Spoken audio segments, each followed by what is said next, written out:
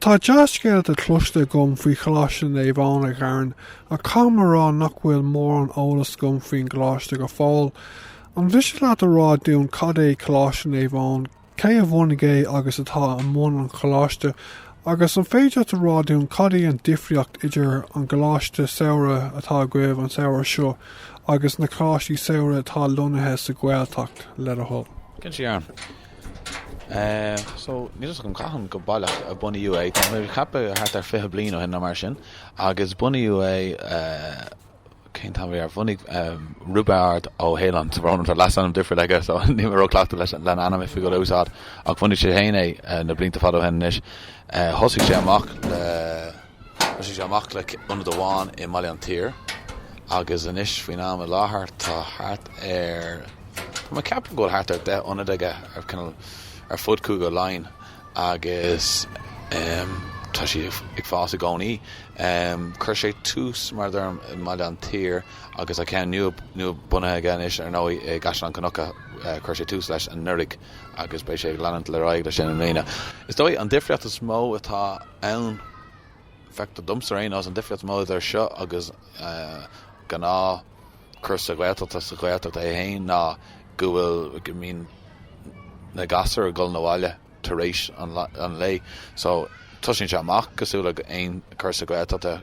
sa chuos go míns ranganna ag cearú gona de a Hartaigh sin tuisín si go de. Leanna siad roigadí am lán go hain, bíon sus beag a gut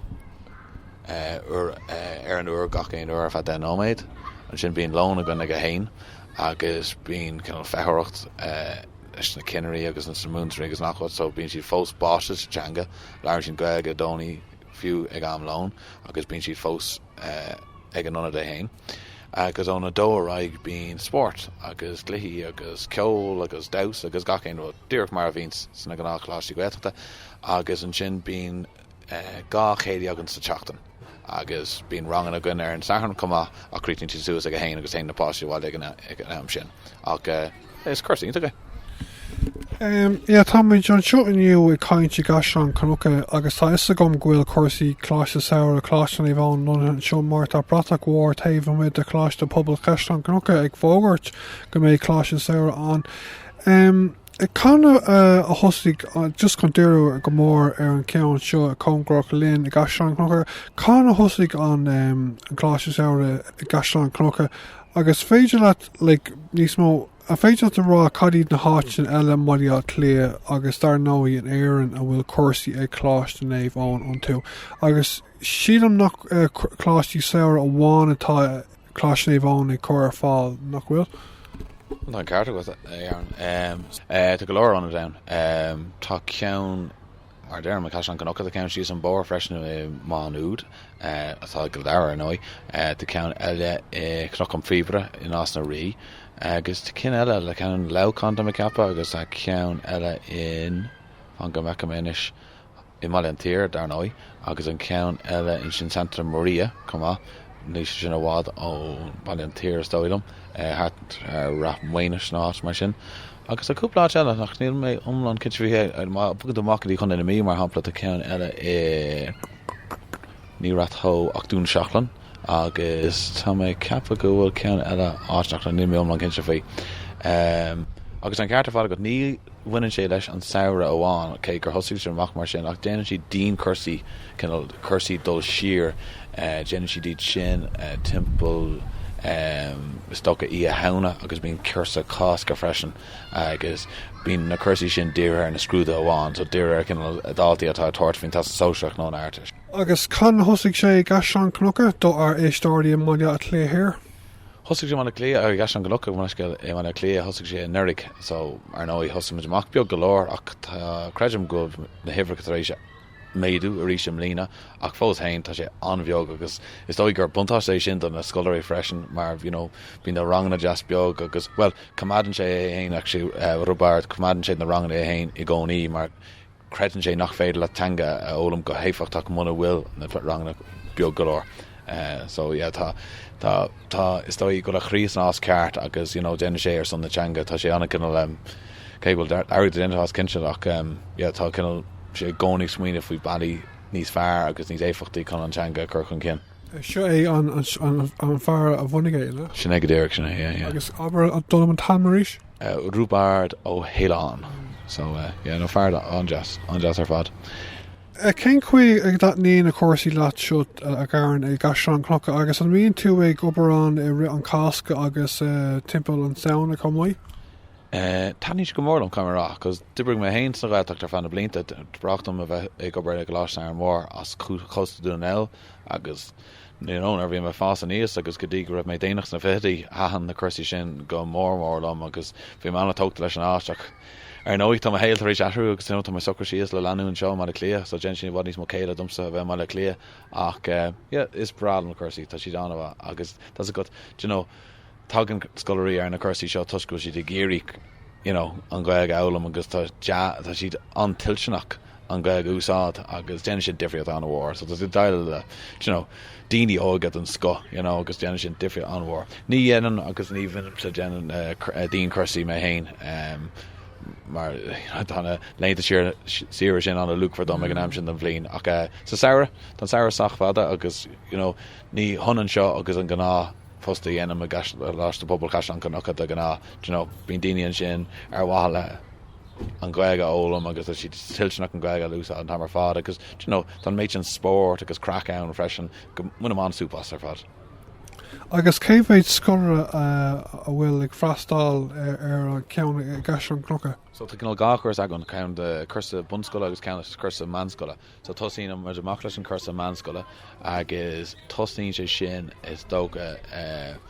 ní na dátaí ar me cinan seach tá cappa an beidir an trílás fithe de bhí bheitheh agus tosín muid amach le sin agus tosín an cursa bunscoile seachtain le lear an cursa sin mas míleat. So an nuirdigh thosaimiid amach le beidir trocha leis an cursa manscoile agus an sin bhí hart ar an méid céine gan ar is an cursa manscoile. So bhí mar d man a bheog ar fad ach caiith mas tosnú áité mas dócha. Agus dúirt tú tá an ihar ag fás an mbliana an bhfuil? Dúirlumm go bhfuil ní mé héanana ganas ar na hifric ar thurba ní bhí man sin nach mu chuid ibre dhéanamh gach éon lá ach dúirlumm go na hifric a éis fású pí beag ach is dó go méid mis fós beag go leir mar Coláiste an mbliana ach éis tá si dul sa troceart. So sin an bailachas fear ceapan se tá sé i bhádíos fear nuair atá na ráganna níos lú níos beaga chun a bheith ag fálam can lobby amach or creating Jesus mar ar nos leachta ní féidir le ri air de hort an a bháistí a gart agus ní féidir le bug a hart nó féidir ober grúpa chrochú nó aonúd mar sin so má bhín rang beaggat ligann se na dáltaí an teanga úsáid agus ní bhí siad cócúlach chéine an teanga úsáid so gin sé difriad an mhór. An féidir a ráún seans go dragar tú é seo hanna féin ach cén chuil sé difriúil a ríis a bheith ag fáil an gcuig ag Coláiste Naomh Eoin ar an teoirí i gcompráid leis an slí a elamítar í ar scóil ar an scóil bliana. No ní argument sin agus is ceist an bhaid. Is dócha an difriocht is mó agus tá mé seán a fashionanta fao seo freisin agus siadún go sin an ligat a tagann sa gáirteid agus nach bhechan scolarí ar an teanga mar cheanga bheo go minic. Cinse muna si dúsá as instant wrong ach ní lord a had nóméid in aigen lei chun teanga cheadamhú i gceart. So is dó an difriocht is mó eicpsa le na Coláiste Naomh Eoin ná gohfuil an teanga an úsáid acu ón géadrúd ar madan go dtí deire an lei agus má bhín si ag immert spórt nó má bhín si ag dasan nó má tá si genevíireachta na cluichí a dhéana trí bhean na gaige chuirte sin go mór leis an teanga agus tosín siad ag bringlódach as gaige agus ag smuoineh in aige agus sin an áit starlumsa a Harlíns an dríocht má bhín na skillne sin agat agus má bhín tú ag déana rudí a hatní leat tríd an teanga in sin tosín rudí ag tarlú deit i gceart. Ein téim tá méid de leir mí Bealtaine inis tá na cuasaí ag tosnú an bhí seún ceapan se just an féidir a dátaí a thuirtún a ríis an féidir an costas lo agus an sunraí teagháil an Coláiste a thuirt amach cad é an teachreacht ag an nera atá go do gíneoga ar scóil agus a héismathirí i le Coláiste Naomh Eoin. Cinse. So tá an céad cursa an cursa manscoil ag tosú ar an séú lá is fithe de bheitheh agus leanan sé sin a raig go dtí an 7 lá agus críicníonn sé sin suas an fangan inime cinse faoi seo now. So tosíonn sé sin amach a rís, tosíonn sé sin amach an 6 lá fiche de bhí bheithh agus críicníonn sé sin an 7 lá de bhí úl. Sin an céceann. Sin an céceann. Sin chusa na gáiltaí manscoile agus críicníonn leisce tosíonn an chusa bunscoile Iadrad, so tosíonn sé sin an 3 lá de úl agus tain sé sin a raig go dtí an 4 lá déag de bhí úl. So an costa dá baint leis ná tá cappa duine me gun sé rís, tá cappa go sé hart a 350, so tá sé bhád níos siar na cursaí Ghaeltacht is dóibh agus was an different mó ná ní bhíonn siad ag fannacht a lóistín na manátí nó féidir dé ach tugam is cinna pagáiste den na tiismóir freisin chun cuidiú lo Gaeilge leir sa bháile freisin, so an mullú atá agan agus an rud atá muid géirí anam ná go méid an curcolumlan agan, so má bhín tiismóirí tilsnach an cúpla focail úsáid ag an mórd ag an bricfast agus a rís ag an dinéir agus mátá si dgan le spragan na teanga antú le beidir fécin ar TG Carr nó scanannach ar siúil bhean na Gaeilge, carann sin go mór leis an tomú tóchas sa teanga. An céird? An kind of tomu, and I guess go go homlan, báiste sa teanga má higann tú. Yeah, tá sí dóchréide céó costas agus nó na cóistí saora sa Ghaeltacht a ceapanse agus mar dúirt tú níl costas an bhór gceist leis na cóistí ó thaobh Coláiste Naomh Eoin, so is isteach an smaoine bheith.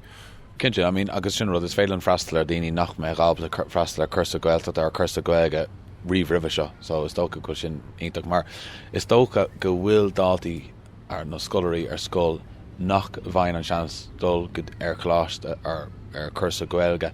go bhfuil siad faoi bhíomh an táiste, mar tá go héin ar bhí mé ar scoil níor haan an Gaeilge níor sin lom go dtí raibh an Gaeilge an úsáid a gom sit down mór. Go practical agus